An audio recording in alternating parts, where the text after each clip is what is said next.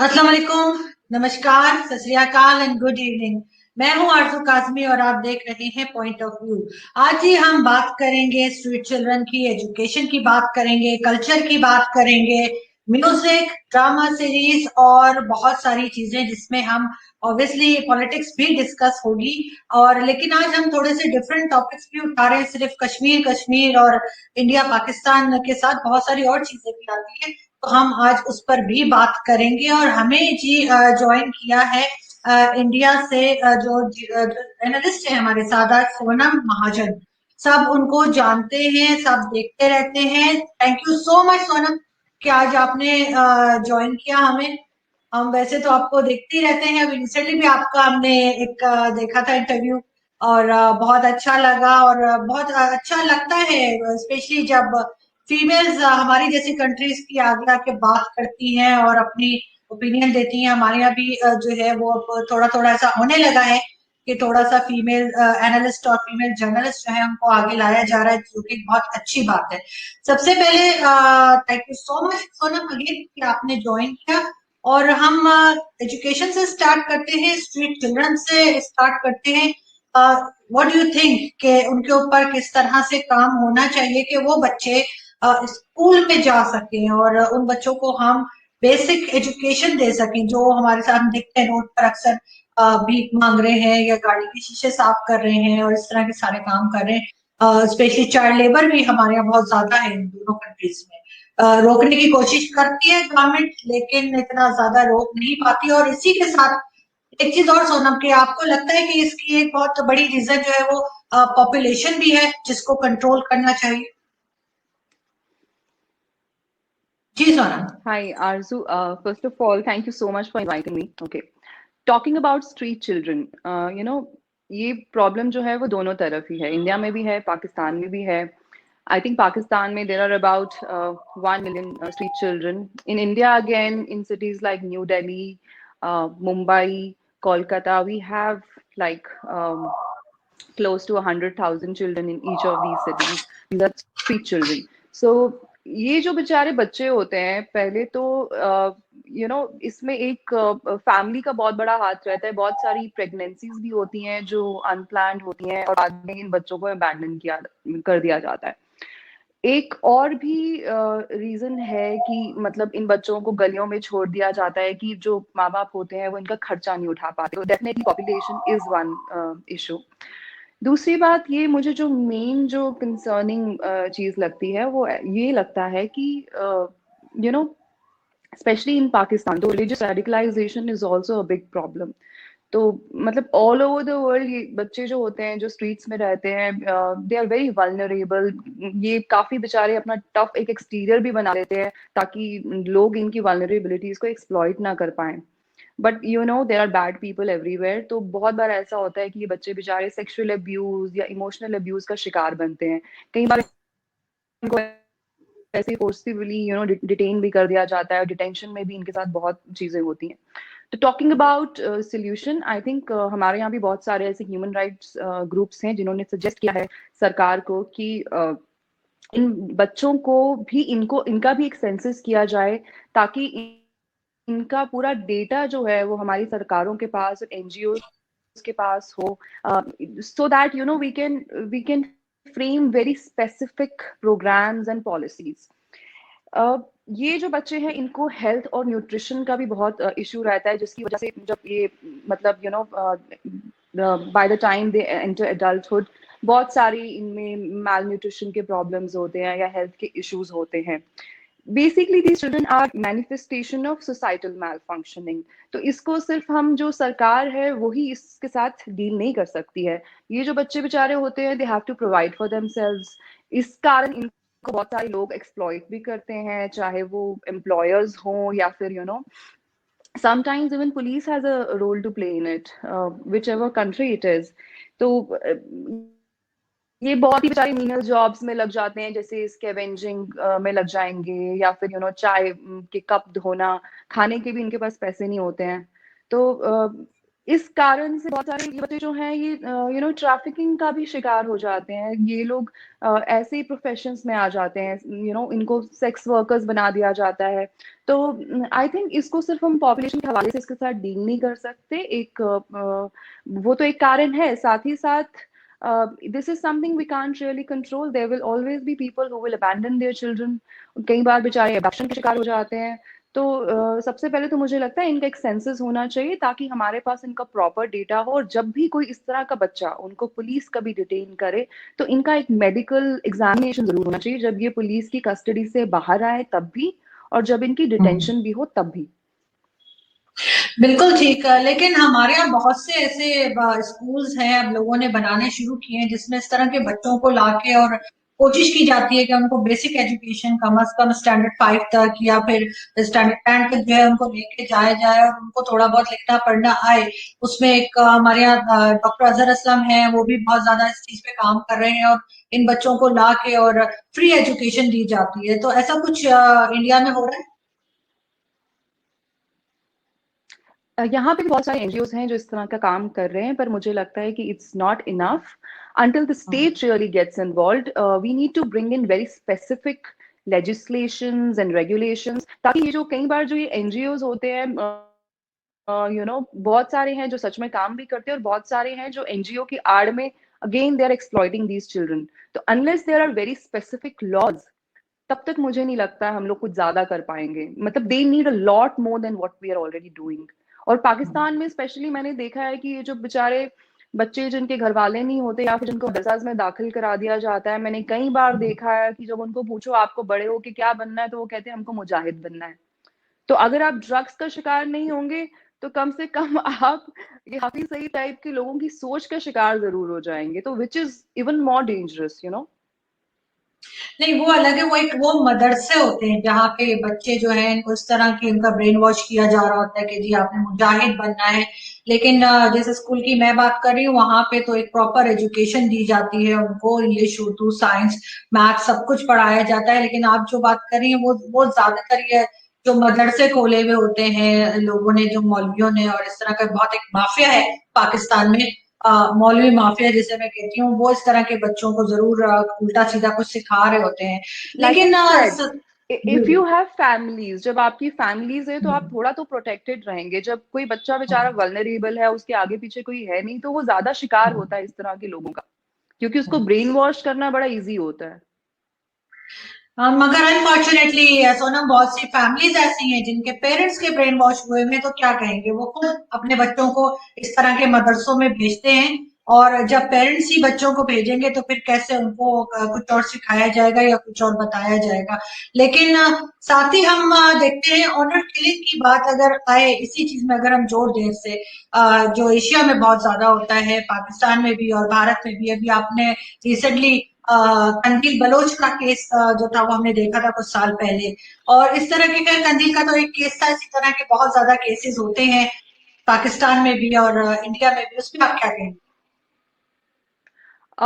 मैं पर्सनली आरजू, जब मुझे कंदील के बारे में पता चला था तो मैं तो बहुत ज्यादा दुखी हो गई थी, क्योंकि वो बेचारी लड़की, वो कुछ ऐसा तो कर नहीं रही थी जिससे किसी को हार्म पहुंचे, या वो मतलब she was just a very funny girl who was using internet to create some sort of sensation. और जब मैंने कंदील की जो उसके ऊपर एक ड्रामा भी बनाया गया, पाकिस्तानी इंडस्ट्री ने एक ड्रामा बनाया था बागी, जब मैंने वो देखा तो मुझे तो और खराब लगा, क्योंकि उसकी जो जर्नी थी बेचारी की, वो बचपन से ही बहुत ज्यादा कॉम्प्लिकेटेड रही है। और हम लोग क्या करते हैं, मतलब as a society we are very judgmental, we don't know what has been someone's journey. तो वो तो रेडिकलाइजेशन का शिकार हो गई, और उसकी उसके फैमिली वाले जो मतलब बचपन से उससे पैसे लूटते आ रहे थे, उसको उसका इतना इस्तेमाल कर रहे थे, इवेंचुअली वही उसकी मौत का कारण बने। और रीजन क्या था? एक झूठी अना ऑनर। ऐसा कौन सा ऑनर है जो आपकी बहन को मारने के बाद आपको मिलेगा? तो अगर आपको इतनी ज्यादा शर्म आ रही है आपकी बहन की करतूतों पे, सो कॉल्ड करतूतों पे, तो आप उसके पैसे ना लें, आप अपने आप को मार दें। अगर आपको सोसाइटी में इतनी शर्म आ रही है रहने में, तो उसको मार के तो आपने कहीं और कंदीलें पैदा की ना।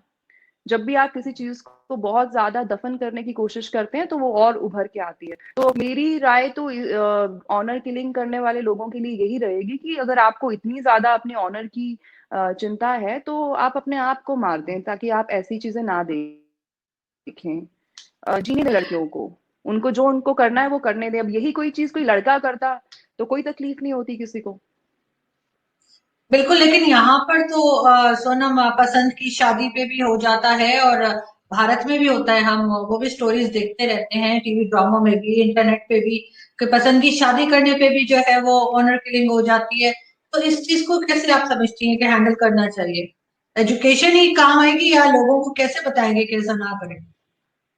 देखिए यहाँ पे जो भी होता है वो बहुत ही इस तरह के गांव में या फिर इस तरह के एरियाज में होता होगा जहाँ पे लोग बिल्कुल एजुकेटेड नहीं है, या उन्हें समझ नहीं है। आजकल बहुत कम ऐसे किस्से सुनने को भी मिलते हैं।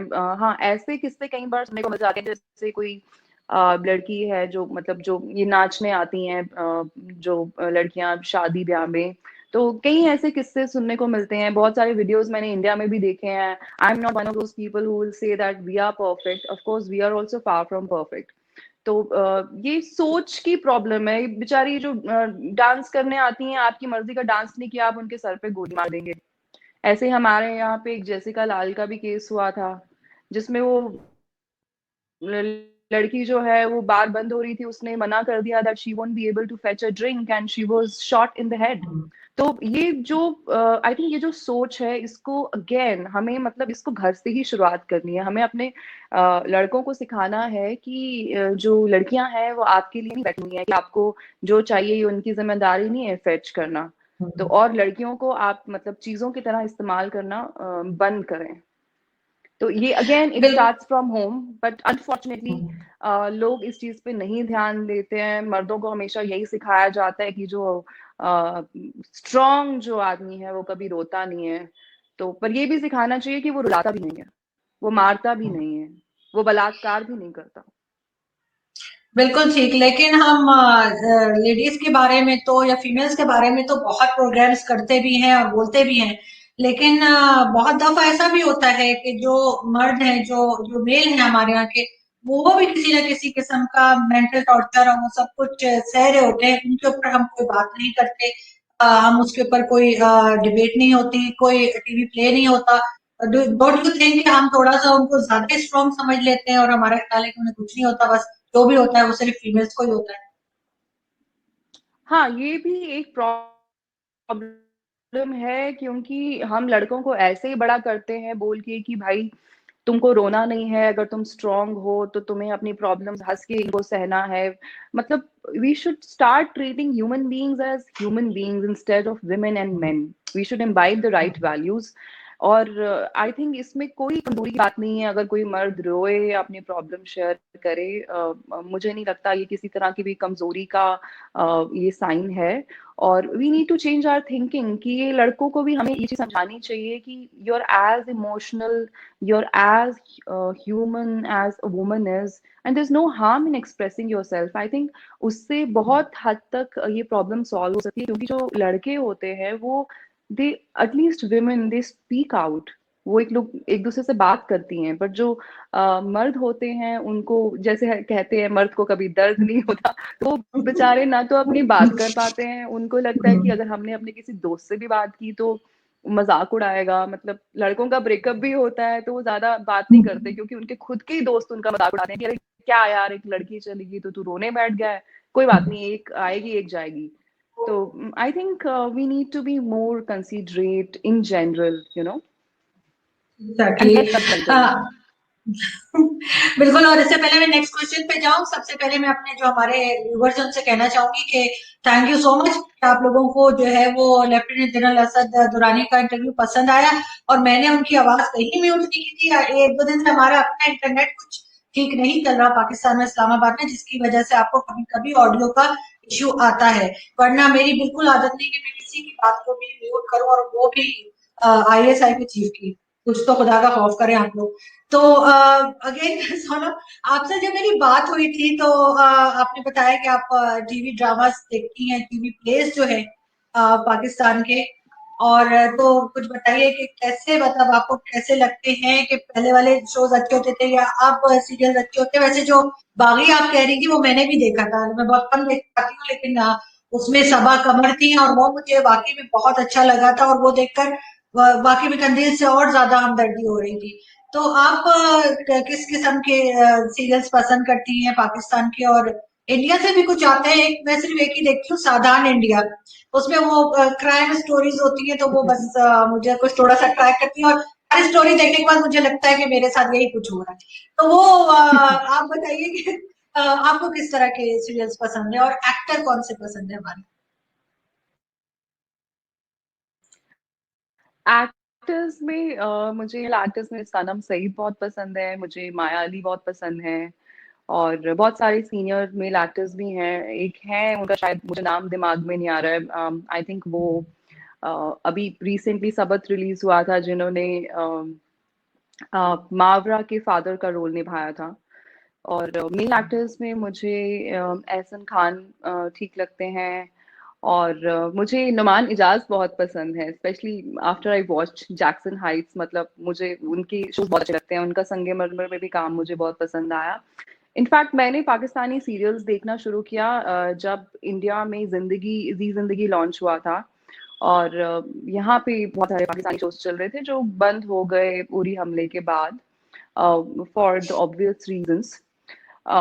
तो मतलब that's how I started watching it, and I regularly watch Pakistani shows. मुझे स्पेशली महरीन जबार का काम बहुत अच्छा लगता है। कुछ एक्टर्स हैं पाकिस्तान में जो काफी, मतलब जिनका नाम काफी है, बट वो मुझे थोड़े से ओवररेटेड भी लगते हैं, जैसे हुमायूं सैयद साहब हो गए। वो वैसे भी बड़ा खुश भी रहते हैं, किसी तरह की बिगेटरी उनको जरूर अपने काम में ऐड करनी होती है। उन्होंने दिल लगी बनाया तो उसमें भी उनको सोमनाथ मंदिर बहुत याद आया। फिर अभी ऐदे वफा में भी उनको एंड में उनका एक एपिसोड डाल दिया गया, जहाँ पे उनको अभिनंदन साहब का जिक्र करना था, उनको ह्यूमिलिएट करना था। इस तरह से हमने तो 90,000 आपके सोल्जर्स जो हैं लौटाए थे। हमने आज तक उनके ऊपर कोई फिल्म नहीं बनाई, क्योंकि you know, somebody who's donning a uniform and working for his country and fighting for his country, we respect them. तो हमें सिर्फ प्रॉब्लम है नॉन स्टेट एक्टर्स से। अगर जो भी हमारे यहाँ पे आज तक प्रिजनर्स ऑफ वॉर रहे हैं, हमने उनको अटमोस्ट डिग्निटी के साथ उनको हमने ट्रीट किया है। इवन हमारी टेलीविजन या आर्टिस्टिक इंडस्ट्री ने कभी उनको ह्यूमिलिएट नहीं किया। तो मुझे कहीं ना कहीं लगता है कि एक मिनट, आपकी आवाज नहीं आ रही।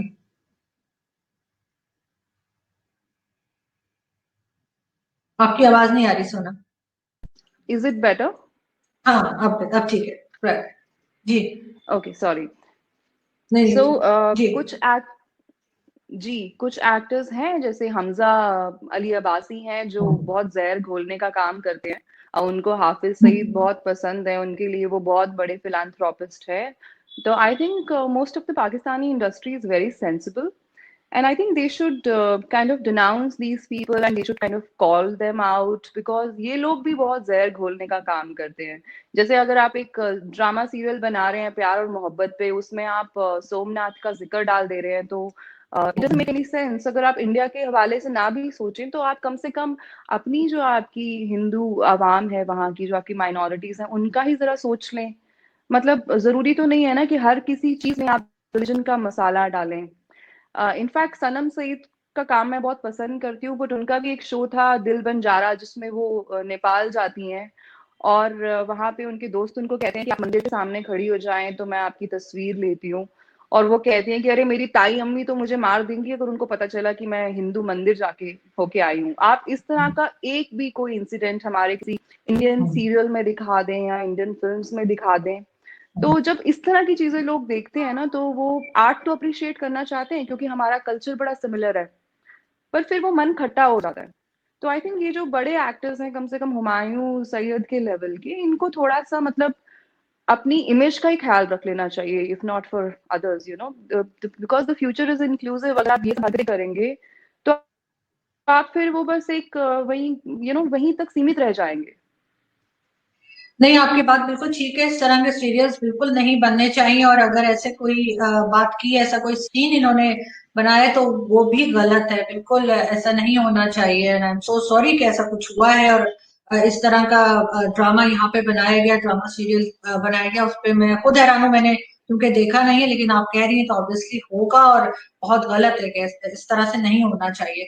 लेकिन सो जब हमारे आर्टिस्ट जाते हैं, इंडिया में काम करने जाते हैं, बहुत ज्यादा चाहते भी हैं कि इंडिया में जाके काम करें, चाहे वो उस वक्त अगर किसी वक्त ऐसा होता है ना कि पाबंदी लगी हुई है और ये नहीं जा सकते, लेकिन चाह सभी रहे होते हैं। तो आपका ख्याल है कि इस तरह से आर्टिस्ट आने जाने चाहिए, पीपल टू पीपल कांटेक्ट होना चाहिए?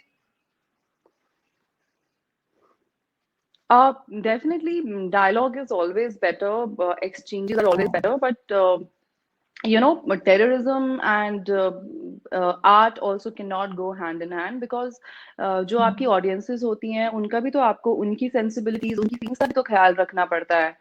अगर इस तरह के आप shows बनाएंगे जिसमें आप हिंदू धर्म का अपमान करेंगे और फिर आप expect करेंगे कि हमें इंडिया में जगह मिले, तो ऐसा तो नहीं हो सकता ना। वरना हमने तो कभी इस तरह का भेदभाव नहीं किया। हमारे यहाँ गुलाम अली साहब भी आते रहे हैं, हमारे यहाँ आपके तमाम एक्टर्स आते रहे हैं। हमने फवाद खान को, माया खान को भी we welcomed them with open hands, but they refused to condemn Uri attacks. I don't understand the rationale behind it. आपको अगर किसी जगह पे दहशतगर्दी हो रही है, आपको उसको कंडेम करने में भी प्रॉब्लम है, तो फिर it speaks volumes about your mindset. And in fact, matlab, honestly speaking, don't think I'm taking a very high moral ground here, but you know, हमारे यहाँ पे पाकिस्तानी इंडस्ट्री की बात नहीं लोग करते हैं, मतलब क्योंकि इंडिया का कल्चर इतना डाइवर्स है। मैं तो क्योंकि जम्मू कश्मीर से आती हूँ, तो मुझे वहाँ की भाषा, वहाँ की जुबान समझ में आती है, इसलिए, और वहाँ का जो कल्चर है वो बहुत सिमिलर लगता है, तो इसीलिए मैं वहाँ के शोज देखती हूँ। बट जनरली अगर आप मतलब दिल्ली से ऊपर चले जाएंगे तो लोगों को पता नहीं है पाकिस्तान इंडस्ट्री के बारे में। हमारे यहाँ खुद का ही इतना प्रोडक्शन, मतलब we have one of the largest industry, if I am not wrong, I think Bollywood makes the maximum films every year. तो हमें तो इतनी जरूरत नहीं है, but even then we are happy अगर पाकिस्तानी एक्टर्स यहाँ आए, काम करें। डेफिनेटली हमें बहुत खुशी होगी, but at the same time फिर आप इस तरह के सीरियल्स में ना काम करें। आई थिंक एक्टर्स को भी मतलब मना करना चाहिए जब उनके पास इस तरह की स्क्रिप्ट्स आती हैं जिसमें किसी भी रिलीजन को डिमीन किया जाए, तो उनको भी मना करना चाहिए। जैसे हुमायूं सैयद साहब को, मतलब इट वाज टोटली अवॉइडेबल, वो एवदे वफा में जो उन्होंने एक एक्स्ट्रा फालतू का एपिसोड ऐड किया अभिनंदन जी के ऊपर, तो आई थिंक उनको मना कर देना चाहिए था, यू नो। उन्होंने खुद ही बनाया होगा, इसलिए कि वो प्रोड्यूस भी खुद ही करते हैं टीवी प्लेस को, तो मेरे ख्याल है, मुझे ठीक से पता नहीं, लेकिन हो सकता है कि वो उन्होंने खुद ही प्रोड्यूस किया हो और खुद ही उन्होंने वो चीज डाली हो, I just am to very sure कुछ। कि उन्होंने खुद ही किया होगा।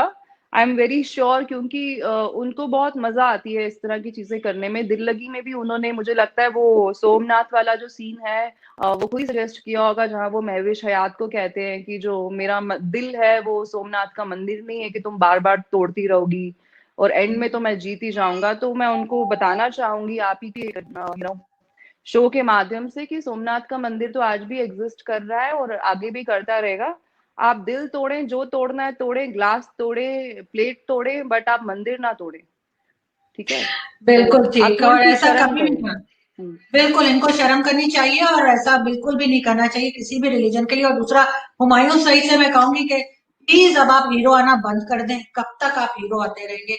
अब तो आपके से बहुत जूनियर लोग जो है वो भी मतलब हीरो आने बंद हो गए। तो मुझे ये बताएं नहीं, ना, मैं सोनम। आरजू आरजू sorry sorry sorry Aarzoo, since you spoke about Humayun, मुझे एक और चीज याद आ गई कि उन्होंने रिसेंटली उन्होंने नुमान इजाज को शायद बोला था कि आप मेरे अब्बा का रोल प्ले करते रहें। तो मतलब मैं बोलना चाहूंगी कि मैं तो हुमायूं और नुमान जी के दोनों के शोज देखती हूँ। तो मुझे तो सच में लगता है कि Nauman Ejaz is far more good looking, he is a far more better actor, far more he is a better actor also. तो आई थिंक कभी कभी हुमायूं सैयद को भी उनके अब्बा का रोल प्ले करके देखना चाहिए। आई थिंक वो काफी फिट करेंगे, मतलब उनकी भी तौंद जो है, जो उनका पेट है माशाल्लाह, वो अब्बा का रोल वो भी प्ले कर सकते हैं। बिल्कुल, और ये बात उनको समझ लेनी चाहिए। मुझे नहीं पता वो आगे कितने साल और हीरो आने वाले हैं। तो मुझे ये बताएं सोनम कि अगर हम बात करें, आपने जैसे कश्मीर का नाम लिया, हम अगर कश्मीर की बात करें, अब वहां पे सिचुएशन कैसी है? क्योंकि हमें तो यही न्यूज मिलती है कि जी लॉकडाउन है, अभी जो इलेक्शन में बाहर भी नहीं निकलने दिया जा रहा, और महबूबा मुफ्ती को भी दोबारा हाउस अरेस्ट कर दिया गया है। वो भी मैंने ट्विटर पे न्यूज देखी थी, उनकी वीडियो भी है इनफैक्ट। तो एक्चुअली सिचुएशन है कैसी वहां पे? आरजू, मेरे तो अभी फ्रेंड्स रिसेंटली कश्मीर होके आए हैं, तो उन्होंने तो मुझे ऐसा कुछ नहीं बताया कि वहां पे कोई लॉकडाउन है या इस किस्म की कोई चीज है। बाकी बात रही महबूबा मुफ्ती जी की, तो उनकी तो आदत भी बन गई है एक झूठ बोलने की। उनको मतलब ऐसे भ्रम फैलाने में बहुत मजा आता है। बट मैं ये रिकॉर्ड पे कह दूं कि अगर वो इस तरह की एक्टिविटीज करेंगी, वहां पे दंगे भड़काने वाली हरकतें करेंगी, तो डेफिनेटली उनको हाउस अरेस्ट में भी डाला जाएगा। Whatever it takes for us, for our country to safeguard the interests of the common Kashmiris, we will do it. And honestly speaking, जब से ये लोग थोड़ा सा मेन स्ट्रीम से बाहर हुए हैं, कश्मीर के हालात ही बेटर हुए हैं। ये चाहे ये लोग माने या नहीं माने, डिमोनेटाइजेशन के बाद में वहां पे पत्थरबाजी में भी काफी फर्क पड़ा है। और आई थिंक अगर पाकिस्तान यहाँ पे आतंकवादी भेजना बंद कर दे, या फिर हमारे अंदरूनी मामलात में दखलंदाजी करना बंद कर दे, तो हालात और भी बेहतर हो जाएंगे। हमारा जो मेन पर्पस है वो है कि कश्मीरीज को, in fact I wouldn't say all Kashmiris, because there is only a section influenced by you know Wahhabi ideology, जो लोग थोड़ा सऊदी वऊदी घूम के आए 80 के दशक में, मतलब जिन्होंने आके यहाँ पे इस तरह का रेडिकलाइजेशन फैलाने की कोशिश की। हम तो चाहते हैं कि हम उनको भी मेन स्ट्रीम में लाएं, क्योंकि जो फ्यूचर है वो किताबों में है, वो पत्थरबाजी में और गोलियों बंदूकों में नहीं है। तो अगर कोई प्यार से मेन स्ट्रीम में आएगा तो बहुत अच्छी बात है। जैसे मैं भारत माता की बेटी हूँ, हर कश्मीरी जो है, कश्मीरी चाहे वो लड़का हो लड़की हो, वो भी भारत माता के बच्चे हैं। तो अगर कोई प्यार की जबान नहीं समझेगा,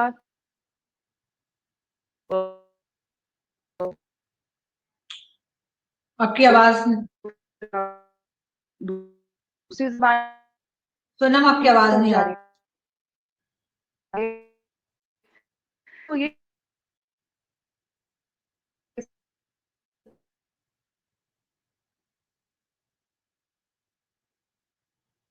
सोनम आपकी आवाज नहीं आ रही, एक सेकेंड, ये फ्रीज हुआ है।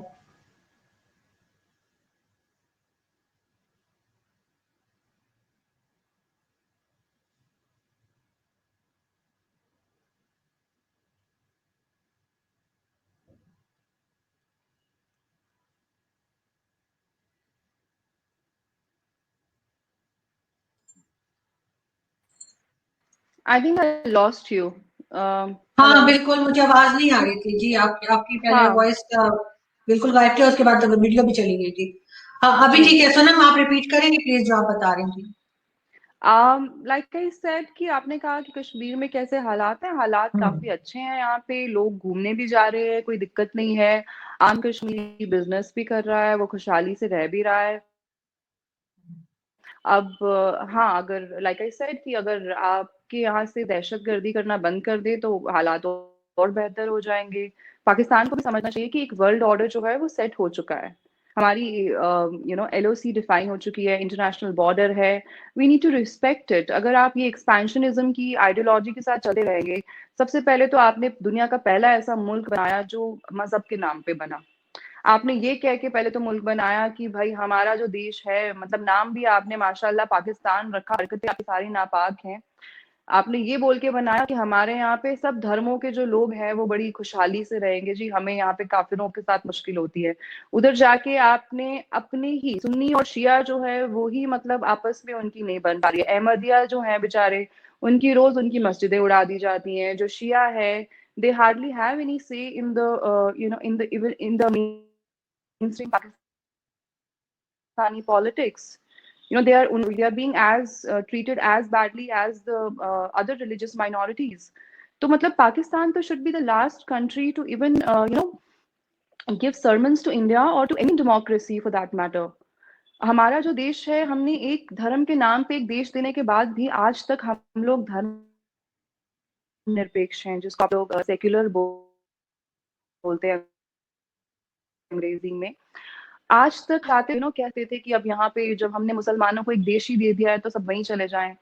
आज भी हम लोग यहाँ मिलके ही रहते हैं। तो पाकिस्तान को भी ये चीज समझनी चाहिए कि अगर आप अपने हर नेबर के साथ यही करते रहेंगे, ऑलरेडी आपने देखिए बांग्लादेश जो आपसे अलग हो गया, अभी भी मतलब आपकी बिगेस्ट्री का ये हाल है कि आज भी जो आपके सीरियल्स हैं उसमें आप बांग्लादेशी औरतों को बेइज्जत करते हैं, उनको आप नाचने गाने वाली दिखाते हैं। तो यही कारण है ना कि वो आपसे अलग हो गए। अगर आप किसी को बार बार उसको बेइज्जत करते रहेंगे तो वो आपके साथ कैसे रहेगा? नहीं, बात आपकी बिल्कुल ठीक है, लेकिन पाकिस्तान तो खैर बिल्कुल मजहब के नाम पे ही बना था, और जो गलतियां पाकिस्तान कर रहा है या कर रहा था उसके ऊपर पाकिस्तान को बिल्कुल सोचने की और काम करने की जरूरत है। लेकिन एक चीज है सोनम की, जो आप और आपसे जब दूसरे जो भी पैनलिस्ट आते हैं बहुत दफा यही बात करते हैं कि पाकिस्तान की तरफ से जो है टेररिस्ट भेजे जा रहे हैं या इस तरह के लोग वहां पे कश्मीर में। तो पाकिस्तान ने हमेशा इस बात को डिनाई किया है, हमेशा कहा है कि ऐसा कुछ नहीं है। तो आपकी तरफ जो कश्मीरी लोग हैं, जो कि हमारे यहाँ एक एक इम्प्रेशन ये है कि उनके ऊपर जो जिस किस्म का लॉकडाउन और जिस तरह से मारपीट होती है, तो वो उसका रिएक्शन होता है, वो वही के लोग होते हैं जो कि अटैक करते हैं या कुछ भी बात करते हैं। तो उसमें पाकिस्तान को क्यों आप लोग बार बार ले आते हैं उसके बीच में कि जी पाकिस्तान कर रहा है, पाकिस्तान को फायदा क्या होगा ऐसा करके? पाकिस्तान को तो वो तो पाकिस्तान ही बता सकता है कि उनको फायदा क्या होगा। खैर दुनिया में कहीं भी बॉम्बिंग होती है पाकिस्तान का नाम जरूर आ जाता है। मतलब आप लोगों को मतलब पता नहीं क्या है कि कहीं ना कहीं it all gets trace down to Pakistan. दूसरी बात ये कि ये हम नहीं कहते हैं, जो भी वहां के दहशतगर्द पकड़े जाते हैं उनके पास से पाकिस्तानी दवाइयां निकलती हैं। फिर वहां से जो मतलब उनके पास जो गन्स होती हैं, जो उनके पास एम्यूनिशन होता है, उसके ऊपर पाकिस्तान की स्टैंप्स होती हैं। बड़ी बार इन्होंने इस तरह की भी हरकतें की हैं कि जैसे कसाब को जब भेजा तो जानबूझ के उसके हाथ में लाल रंग का धागा लगा के भेजा। तो कम से कम मैं इतनी बात बोलूंगी कि शर्म करें। अगर आप अपने लड़कों को इस तरह से भेजते भी हैं दूसरे मुल्कों में तो कम से कम ओन देम अप। और एक और बात, लाइक यू सेड कि पाकिस्तान को फायदा क्या होगा, तो पाकिस्तान को तो फायदा तो देखो अलग मुल्क बना के भी नहीं हुआ ना। आज भी देखें आप, मतलब बात करते हैं आप इंडिया की, हम लोग मार्स पे पहुंच गए हैं। आप लोग the only time you talk about science is when you talk about nuclear weapons. You have absolutely nothing to showcase to the world. मतलब tell me what is Pakistan's achievement in terms of science and technology? आप हर चीज को तो खारिज कर देते हैं। Polio की वैक्सीनेशन की बात होती है तो आप कह देते हैं कि भाई ये तो काफिरों की, यहूदियों की ये कंस्पिरेसी है to alter the DNA of Muslims in particular. Recently आपकी जो लाल टोपी जो आपके डिफेंस एक्सपर्ट हैं, माशाल्लाह उनको बहुत लंबी उम्र मिले ताकि हम भी यहाँ पे हंसते रहें खेलते रहें उनकी वीडियोस देख के। वो कहते हैं कि जो ये जो कोविड है ये कोरोना वायरस डिजीज नहीं है। इसकी फुल फॉर्म, इसकी फुल फॉर्म है certificate of vaccination. Yeah. And he again said that this is a conspiracy to alter the DNA of Muslims ताकि हम reproduce ना कर पाए। मतलब आपको आप Islam is the fastest growing religion in the world. Even then मतलब हर मुसलमान मतलब ज्यादातर जितने ज्यादा बच्चे पैदा कर सके करता ही है, मतलब शादियां भी जितनी कर सके करता ही है। उसके बाद भी आप लोग इतना ज्यादा थ्रेटेंड क्यों महसूस करते हैं? आपको क्यों लगता है कि पूरी दुनिया की जो नजर है वो आपके ऊपर ही है कि मुसलमान ही को ही सब टारगेट कर रहे हैं कि ये बच्चे पैदा करना बंद करे जी? मतलब पोलियो इंडिया में देखो आज खत्म हो चुका है, बट पाकिस्तान में आज भी पोलियो को का प्रॉब्लम है।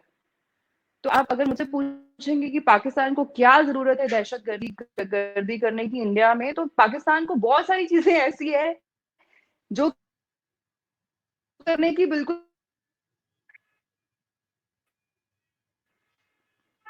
I don't आपकी know. आवाज I think I'm not sure if your connection is a bit unstable or it is mine, but you know. मैंने तो कल की कनेक्शन को इनफैक्ट चेंज भी करवा दिया है उसको। आप कह रही कि सोनम आपकी बात काफी हद तक ठीक है, लेकिन फिर भी मैं कहूंगी कि जो आप कह रही है मेडिसिन पाकिस्तान की निकलती है, गान्स पे पाकिस्तान लिखा होता है, तो बस मुझे थोड़ा सा यही ऑब्जेक्शन है कि अगर कोई ऐसा करेगा तो वो ऐसी चीजें जेब में डाल के क्यों भेजेगा कि वो पकड़ा भी जाए। तो ये चीज तो प्लान भी हो सकती है इंडिया की तरफ से कि वो पाकिस्तान की मेडिसिन और ये चीजें वहां रख दें ताकि पाकिस्तान का नाम आए। एनीहाउ हम लोग कश्मीर कश्मीर कश्मीर हमने बहुत किया है और हम नहीं समझ रहे कि अभी तक इसका कोई सोल्यूशन हम निकाल पा रहे हैं या नहीं। मगर यही है कि हम उससे थोड़ा सा आगे बढ़ते हैं। और सोना मुझे ये बताएं कि जैसे हम सुनते हैं कि दिल्ली का बहुत ज्यादा न्यूज आती है कि इतना ज्यादा सेफ सिटी नहीं है फॉर द फीमेल्स। तो आपको क्या लगता है, व्हाट डू यू थिंक, क्या होना चाहिए, और how safe is India for the women, और कितना एज अ फीमेल आपको क्या लगता है कि कितना आपको काम करने की अपॉर्चुनिटी मिलती है और कितना आगे आप जा सकती हैं या दूसरी फीमेल्स जा सकती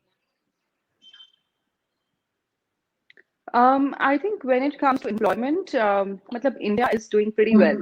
मतलब यहाँ पे इस तरह की तो कोई issues नहीं है कि females find it difficult to fetch a job. I think थोड़ा सा pay parity का issue रहता है कि men are paid relatively better. In fact Bollywood में भी इस चीज को बहुत बार उठाया गया है कि जो मेल एक्टर्स हैं उनको बेटर कॉम्पनसेशंस मिलती हैं compare to female actresses. But I think there are again women who are, you know, they are breaking these stereotypes, like actresses like Vidya Balan आप कह लें या कंगना रनौत कह लें, जो बहुत ही अब फीमेल सेंट्रिक फिल्म्स करने लग गई हैं और they're able to pull crowds on their own, तो that also is changing. बाकी आई थिंक एक लड़कियों के साथ मसला तो रहता ही है, वो चाहे इंडिया हो, पाकिस्तान हो, चाहे फिर वो अमेरिका हो, कि एक वर्क प्लेस पे एक हैरेसमेंट का इशू रहता ही है. There is a gender bias there, and I think women face a lot more harassment than men. Mostly sexual harassment at workplace. That does happen, but I think there are laws in place, and I think we need to do a bit more there, क्योंकि ये जो laws भी है ना sexual harassment at work place को लेके, they have lot of lacunae, and उनमें बहुत ज्यादा क्लैरिटी नहीं है कि मतलब what exactly constitutes sexual harassment. I don't know how are the laws in Pakistan, but हमारे जो लॉज है नाम के लिए तो वो काफी स्ट्रिंजेंट हैं, पर उसमें काफी सारे लूप होल्स भी हैं जिनको मतलब जो ऑफेंडर्स होते हैं they can exploit it.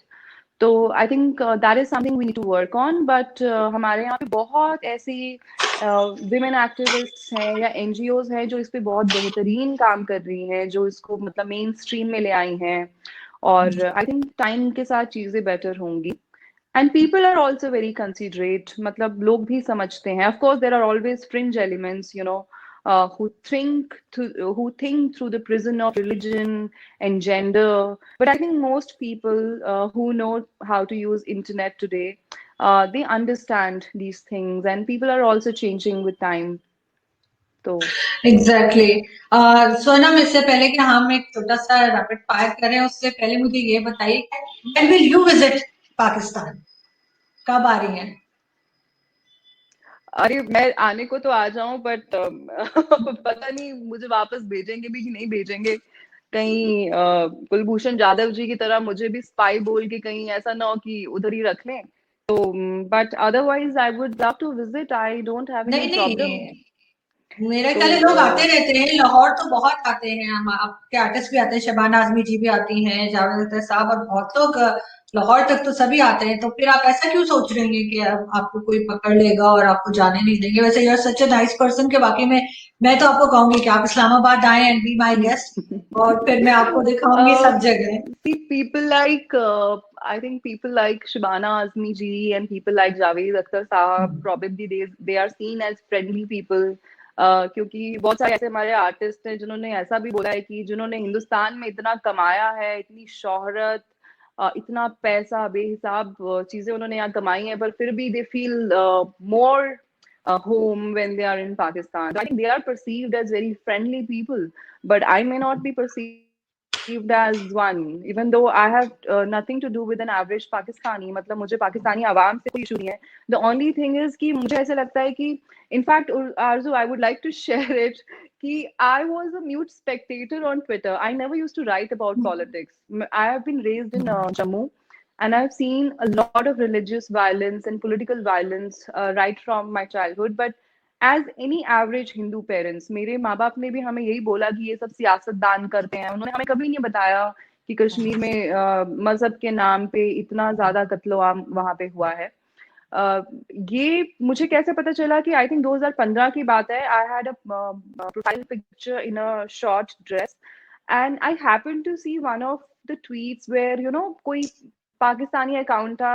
I think उन्होंने फोटो तो शायद नवाज शरीफ की लगा रखी थी, but it was a fake account, to be honest. तो उन्होंने कुछ इंडिया के बारे में लिख रखा था कि ये जो मतलब गजवाई हिंद and all that, and I just replied to that tweet saying that कि what is your problem with India, why don't you guys just get a life. And then in some time I had a whole troll army, like from Pakistan. वो मुझे गालियां दे रहे थे, दिल्ली की Hooker and what not, तुमने कपड़े किस तरह के पहने हैं and all. तो it was very shocking to me because हमारे यहाँ पे कपड़ों वपड़ों को लेके काफी, यहाँ पे इस तरह की कोई भी तकलीफ नहीं है कि आप इस तरह के कपड़े नहीं पहन सकते या ऐसे बाहर नहीं जा सकते या रात को नहीं निकल सकते.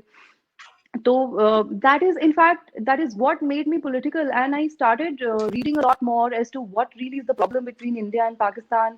लोगों में इतनी नफरत क्यों है? तो that's what made me do what I do today. So that was my turning point. So I नहीं, इस तरह के लोग हैं.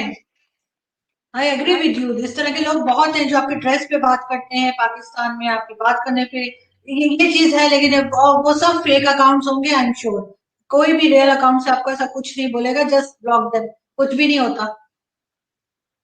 Yes, but that's why I but do started come to following. Islamabad. अगर आप इस्लामाबाद आए, आप पाकिस्तान आए, आपको पता लगेगा कि बहुत डिफरेंट लोग हैं. उस तरह के नहीं है जो आपको सोशल मीडिया पे नजर आते हैं. तो can we go for the rapid fire? थोड़े से क्वेश्चन मैं आपसे करूंगी, आपने बस एकदम Sure. से मुझे बताना. ठीक है? Okay. Your most favourite actor Pakistani? Sanam Said. Okay. और कौन ऐसा है जिसकी बिल्कुल आप कहते हैं ये किधर से आ गया सीरियल में, तो बहुत नापसंद हो, बिल्कुल भी पसंद ना? I think Humayun Said and Shan Shahid. Yeah. शाम शायद तो मेरे भी इसी तरह से. अच्छा, favourite TV anchor? TV anchor आप बताइए मुझे, आपको कौन से पसंद है, इंडिया में भी और पाकिस्तान में भी? TV anchor, you're talking about news TV anchor? Anchor about about TV, उसका बात करें, पॉलिटिकल शोज जो होते हैं. एक्चुअली हमारे यहाँ बहुत सारे इस तरह के शोज होते नहीं है. आई थिंक आपके यहाँ होते हैं, and I am not getting her name. मतलब वो सीरियल्स भी करती हैं बहुत सारे.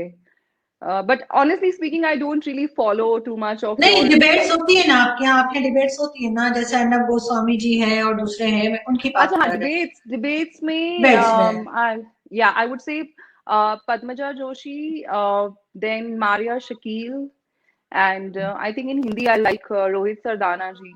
Yeah. और कौन है जो आपको नहीं पसंद? पाकिस्तान की देखती हैं आप डिबेट्स? पाकिस्तान की देखती हैं कभी? नहीं, मैंने पाकिस्तानी बस मैं ड्रामास ही देखती हूँ. मैंने डिबेट नहीं देखी है. But I think the other day I did a interview with Athar, and having said, even though it did look like by the end of it that things got a little bitter, but I have to give it to him कि he let me have my say. और उन्होंने मतलब जो मैंने बोला उन्होंने चलो वो डाला भी. तो आई अप्रिशिएट हिज ऑनेस्टी. तो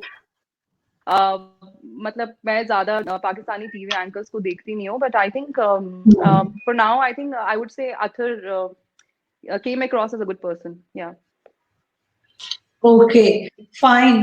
और कोई एक चीज जो आपको मोदी जी की बहुत पसंद है, कोई एक बात उनकी, what do you think? Prime minister Modi. Optimism. And what about Imran Khan? कोई एक चीज जिसका क्रेडिट आप दें इमरान खान Optimism को. and hard work. And what about Imran Khan? Um, divorces is what comes to my mind when I think of Imran Khan. ये He's अच्छी a चीज guy में who's always sorry. ये अच्छी चीज ये आप पॉजिटिव पॉजिटिव नोट में बता रही हैं divorces. Matlab, I can't really have a very positive opinion about a guy who just leaves his wife like that. What he did to hmm Raham, I can't really appreciate it, no matter how much someone tries to hmm. justify it. I think she's a fabulous woman and she really wanted to see him do well. So, matlab, when I think of Imran, एक चीज और मेरे दिमाग में आती है अगर if you ask me a one word answer, nervous. He doesn't know what he's doing. तो आपको लोग नर्वस लगते हैं वो वो Yeah. आजकल तो है नर्वस क्योंकि जिस तरह से अपोजिशन रैलीज निकाल रही है तो वो बिल्कुल आजकल तो मुझे भी लगते हैं वो कि वो नहीं, नर्वस है। otherwise also see he's not very responsible. जैसे FATF ने पाकिस्तान को ग्रे लिस्ट कर रखा है और पाकिस्तान इतनी बड़ी बड़ी PR फर्म्स को हायर कर रहा है न्यूयॉर्क में कि भाई हमारे बारे में कुछ पॉजिटिव प्रोपेगेंडा करें और हमें ग्रे लिस्ट से निकाले, खैर नहीं निकल पाए। Imran Khan on the other hand being the head of the state, he ends up saying कि अरे ये सब हमें नहीं पड़ता ये सब चीजों से, that's quite irresponsible क्योंकि पूरी दुनिया देखती है जब किसी भी स्टेट के जो हेड है वो बात करते हैं तो लोग देखते हैं। ऑब्वियसली बिल्कुल उनको कॉन्फिडेंट रहना चाहिए लेकिन मेरे ख्याल कॉन्फिडेंट तो होंगे ही। अब अगर प्राइम मिनिस्टर बनने के बाद भी कॉन्फिडेंट ना हो तो फिर कब होंगे। और आप जो डिबेट्स देखती हैं इंडियन डिबेट्स में आप पाकिस्तान और इंडिया के बीच में जो डिबेट्स हो रही होती है वो तो देखती ही होंगी। तो उसमें आपको कौन से पाकिस्तानी पैनलिस्ट हैं जो अगर कभी आए तो आपके ये किधर से आ कौन, sorry can you repeat the last line? मैं ये पूछ रही हूँ कि जो इंडिया पाकिस्तान डिबेट्स होती हैं आपके चैनल्स पे उसमें कोई ऐसा पाकिस्तानी पैनलिस्ट जिसको देखकर आप कहें कि ये किधर से आ गया है, ये मतलब आप बिल्कुल भी पसंद ना करती हो, आप कहें कि ये जरूर गलत ही बात करेंगे। I think this Chima dude, he is just he is he is just out of the world, I would say. And now I'm getting his name. I think if I have to appreciate someone, it is you, Arzu, it is Najam Sethi Sahab, it is Hussein Haqqani. You can always be critical of India. We're more than happy. आप हमारी भी गलतियां बताएं if we go wrong somewhere. But then, that criticism should be based on some rational argument. It should not be based on religion. Because the last thing we want to learn from Pakistan is secularism and religious tolerance. बिल्कुल ऐसा होना चाहिए और I hope कि सोनम आप इसी तरीके से बात करती रहेंगी और हम लोग भी यहाँ पे कोशिश करेंगे और बात करेंगे तो कुछ ना कुछ बेहतरी की तरफ जाएंगे, कुछ ना कुछ टर्म्स बेटर होंगे। और स्पेशली जो हमारे टीवी सीरियल है उसमें इस किस्म के रिलीजन के ऊपर और इस तरह से बातें ना हो, जो कि मुझे तो सुन के बहुत अफसोस हुआ है और बहुत बुरा भी लगा है। Thank you so much Sonam कि आपने ज्वाइन किया। Thank you for your Thank you. Thank you, time. Hope Anju. To see you soon. Take care. Thank Okay. you. Bye. Thank you.